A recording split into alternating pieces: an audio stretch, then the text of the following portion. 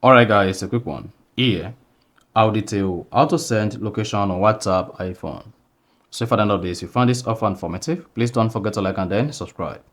Now the first thing to do is go ahead and open the WhatsApp application on your iPhone.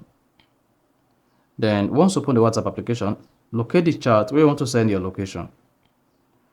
Then go ahead and click on the plus button at the bottom left. Now here you should see location, go ahead and click on location.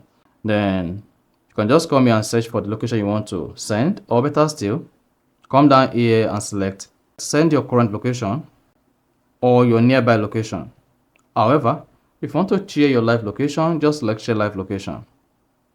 Then you'll be prompted to select how long you want to share your live location. Here I'm going to share my live location for 8 hours, which is the maximum, and the minimum is 15 minutes. Once you're done, go ahead and add your caption. I'm going to say location. So once you added your caption, then click on the send button. Then you should see your location sent. However, if you don't want to send the live location, just click on the plus button again. Click on location and then click on send your current location. And then you should see your current location set, and location is going to be pinned on the maps. So that's exactly how to send location on WhatsApp iPhone.